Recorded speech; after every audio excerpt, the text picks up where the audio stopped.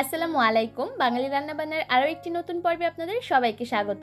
আজকের পর্বে তৈরি করে দেখাবো চিকেন দিয়ে খুবই অল্প সময়ে তৈরি করা যায় এমন একটা মজাদার রেসিপি। আশা করছি আজকের রেসিপি আপনারা সকলেই উপভোগ করবেন।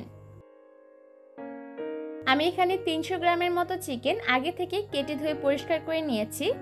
এবার প্রথমেই এর মধ্যে একটা ডিম ভেঙে দিয়ে দিয়েছি, আর সেই সাথে এর মধ্যে দিয়ে দিলাম আধা টেবিল চামচ লাল মরিচের গুঁড়া, আদা রসুন বাটা দিয়ে দিলাম 1 চা চামচ, আধা চা চামচের মতো দিলাম লবণ, কালো গোলমরিচের গুঁড়া আধা চা চামচ, 1 টেবিল চামচের মতো দিয়ে দিলাম টমেটো সস, আর সেই সাথে 1/4 চা চামচ টেস্টিং সল্ট, 2 টেবিল চামচের মতো দিলাম বেসন, আর সাথে 1 টেবিল চামচ কর্নফ্লাওয়ার।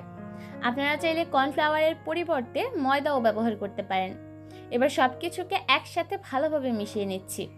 মাংসের সাথে মশলাগুলোকে খুব ভালোভাবে ঘষে ঘষে মাখিয়ে দিতে হবে, যাতে প্রতিটা মাংসের গায়ে মশলা খুব ভালোভাবে লেগে যায়। আমি একটা একটা করে মুরগির মাংসের টুকরা নিচ্ছি, আর এভাবে করে মশলা হাত দিয়ে ঘষে লাগিয়ে দিচ্ছি। মাংসগুলো যখন মশলা দিয়ে খুব ভালোভাবে মাখানো হয়ে যাবে, তখন এটাকে আমি 20 মিনিটের মতো একটা সাইডে রেখে দিব ম্যারিনেট করে। আর এতে করে মশলাগুলো খুব ভালোভাবে চিকেনের গায়ে ঢুকবে, আর এটা খেতে আরও বেশি টেস্টি হবে। চুলা একটা হাঁড়ি বসিয়ে দিয়েছি, আর এর মধ্যে পর্যাপ্ত পরিমাণ তেল খুব ভালোভাবে গরম করে নিয়েছি। এবার এর মধ্যে একে একে ম্যারিনেট করা চিকেনের টুকরাগুলো দিয়ে দিতে হবে। এই পর্যায়ে চুলার আঁচ আমি মিডিয়াম হাই হিটে রেখেছি। মাংসগুলো তেলে ছাড়ার আগে একটা বিষয়ে খেয়াল রাখবেন, তেলটা যাতে খুব ভালোভাবে গরম হয়। তেলটা যদি ভালোভাবে গরম না হয়, মাংসগুলো ছাড়ার সাথে সাথে উপরে যে বেসন আর কর্নফ্লাওয়ারের কোটিং সেটা কিন্তু খুলে যাবে। তাই তেলটাকে খুব ভালোভাবে গরম করে তারপর মাংসগুলো তেলে ছাড়তে হবে। 3-4 মিনিট একটা পাশ ভাজার পর আমি মাংসগুলোকে উল্টে দিচ্ছি। এভাবে করে উল্টে পাল্টে 10 থেকে 12 মিনিটের মতো ভেজে নিলেই দেখবেন মাংসগুলো সেদ্ধ হয়ে যাবে।